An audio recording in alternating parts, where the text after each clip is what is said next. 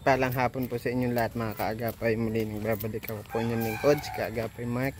Bali ngayong hapon, bisitahin natin si Ate Malu. Kamustahin natin yung buhay nila, pangangalakal. Dala tayo konting dito meriendahan, tinapay para sa kanila. So nandito si Ate Malu. Dalas kasi sila ng mga lakal, pero pag ganitong mga hapon nandito naman na sila. Ayan yung pinangalakal nila. Tao po. Si Ate Malu. Nandyan sa ano? Kauwi nyo lang kuya. Ang dami nilang kalakal. Nagkahakot ng bote. Ay, naghahakot. Oo. Nandyan, madating na yun. Antayin ko na lang po. Ha? Antayin ko na lang po. Oo. May sinasabi sa akin si Ate Malu nung isang araw, yung tungkol dito sa rehistro ng motor nyo. Sa rehistro, naparehistro nyo na po. Hindi pa. Ano pala? Nakuha pala ako ng student. Nagkuha ka na po. Malaki rin po ang gastos nun. Buti nakakuha ka po. Oo. Kahit kahit PWD ka? Oo. Pasado naman ako. Okay. Nakakuha na ako. Magkano po nagastos nyo? Bali, kulang 3. Kasi may driving school pa yun. Yung driving school pala, malaki. Malaki, opo, tama. Oo. Inihingan ako ng 1.5, 1.3 lang. Yung binigay sa akin at discount ako. Buti nga sa'yo, mura eh. Sa akin dati, 2,000 ata. Tapos nagkuha pa ako ng yung sa sa medical pa, 700. Medical, meron pa. Tapos yung sa PSA. Magkano daw po ito pag ipaparehistro? Ay, lang naman yan. Siguro, abuti niya ng... Kasi paano yan ay...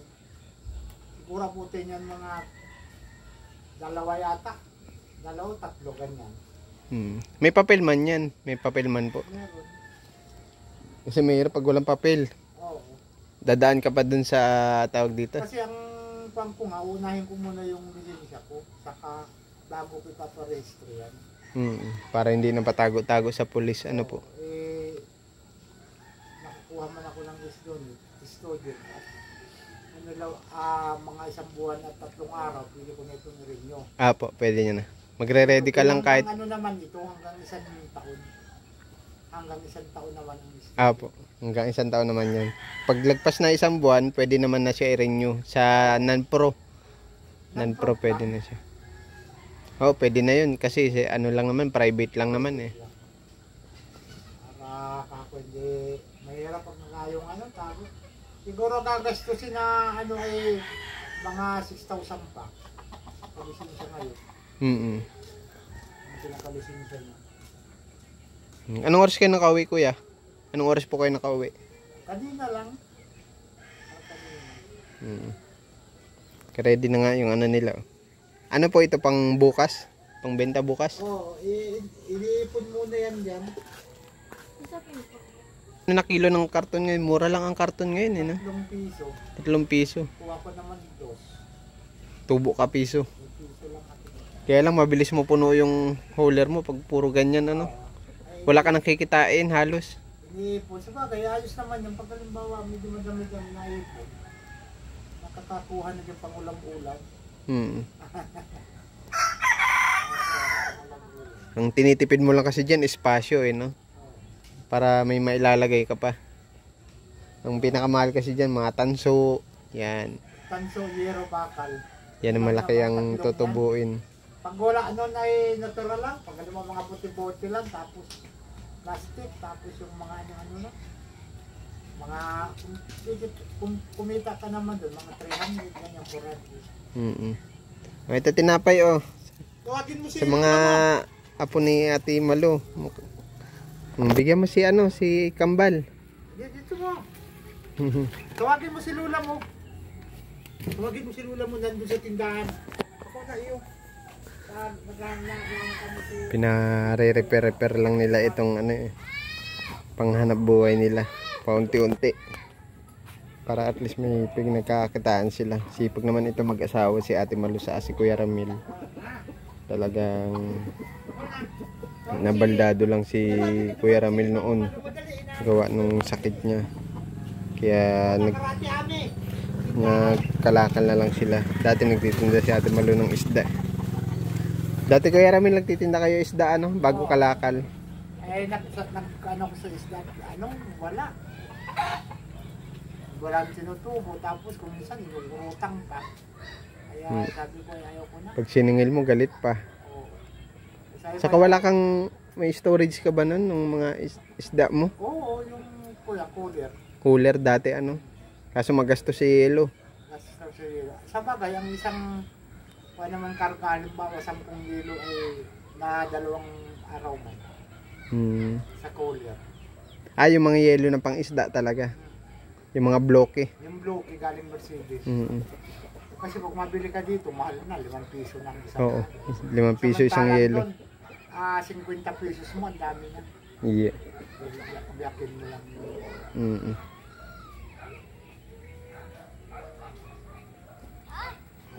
Mga kalakal din ito Kuya Ramil. Oo, pipilian yan.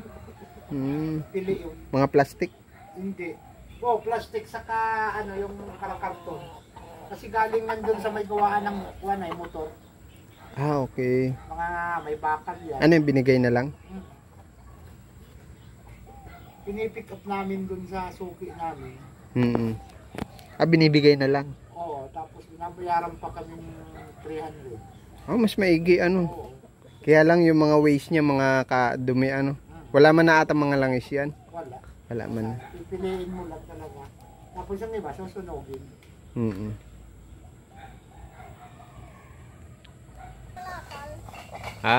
Sipag ni Ate Malu. Nag-uusap kami ni Kuya Ramil tungkol dun sa kunento mo. Yung nilakad nyo nung nakaraan. Yung sa student permit.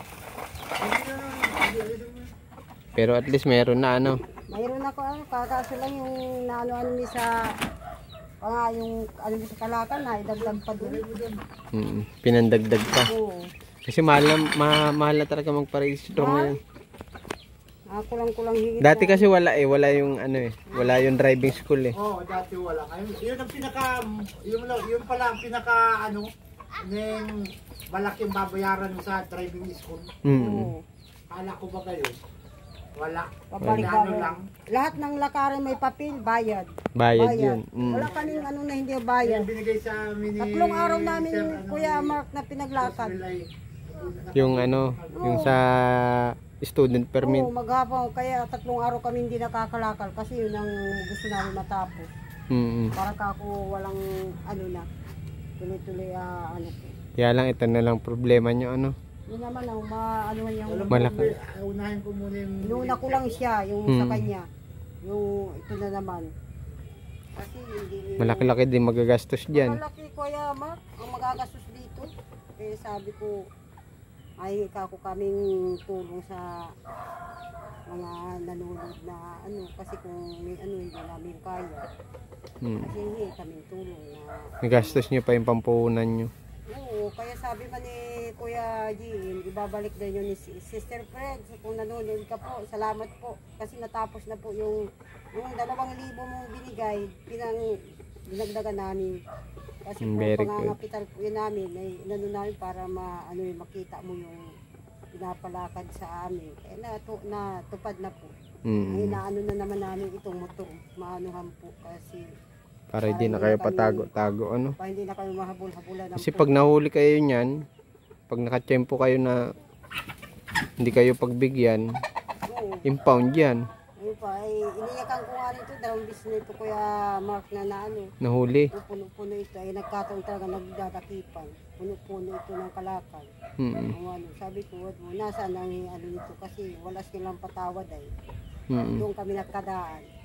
Sabi ko sikapin yung niya, hindi yan ganun natin palagi kayong Kaya, kasi siyempre trabaho naman nila yun. Trabaho nila yun, kaya wala daw pasensyahan.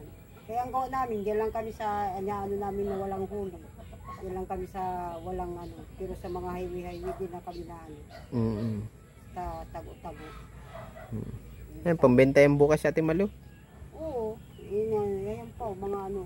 Pipilian. Niripon ko sa kapitbahay, binibirili ko.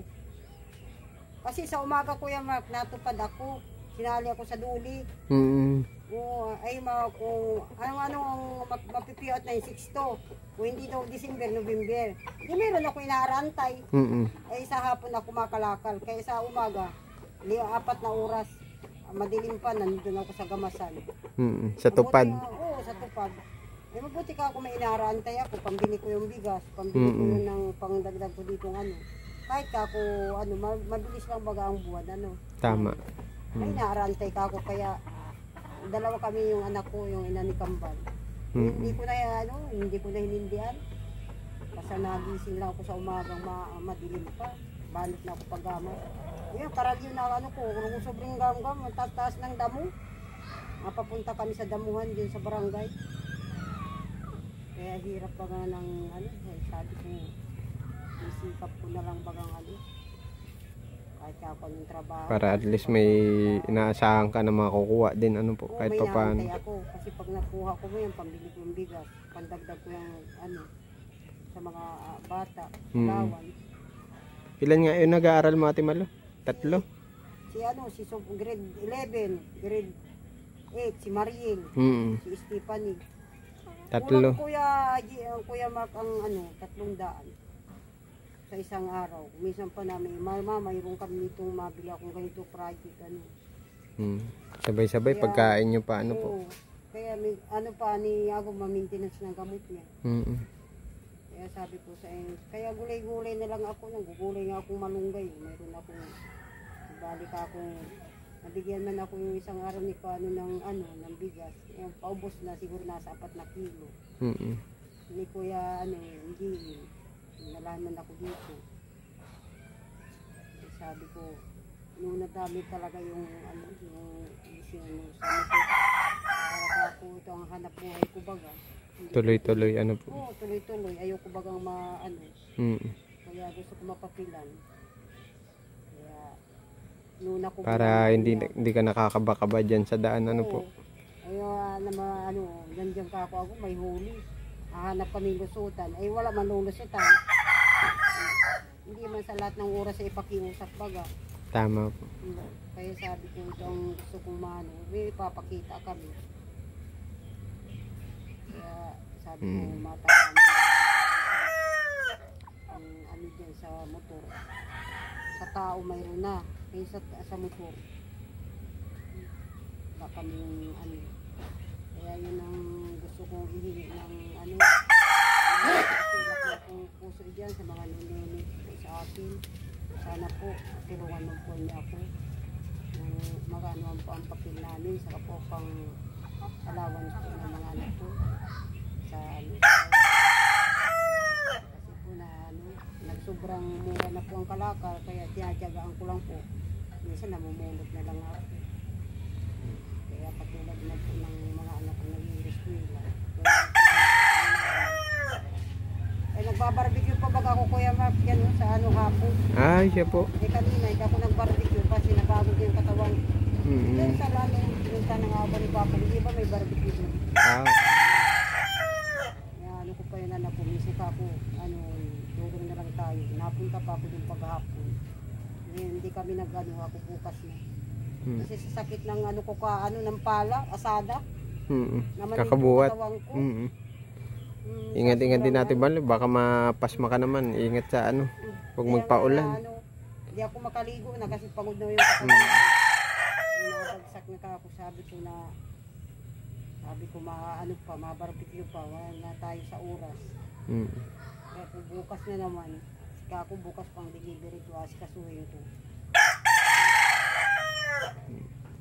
Sige Ate Malu ha, sana pagbalik ko may maganda akong balita sa inyo ha. Sana naman Kuya Mark. Ingat-ingat palagi. Ang Puslidi, sama sa po, naghihingi po ako sa iyong pamanhin kung may nangyari man po noon. Ma'am kaya kay Ma'am Flor po, natulong po sa akin. Magpapasalamat po ako sa inyo marami kasi po hindi po niya po nahihindihan pag ako man po na hindi sa inyong tulong. Kasi katulad ko pong ganito, pasang ko po ang kasi ang asawa ko katulong ko po rin sa pag-driver. Ako din po ang nag-ano sa lahat ng kailangan po ng pamilya. Po ko sa inyo tulong kung pagbigyan po inyo, kaya nag-iingat po kung maraming salamat po. Panood lang po niyo ako. Kasi po talagang sinisikap po na makano ang pamilya ko, ang mga anak ko araw-araw. Ingat lagi Ate Malu ha. Mapunta na din po ako. Salamat po ha. Ingat po kayo palagi. God bless po sa inyo.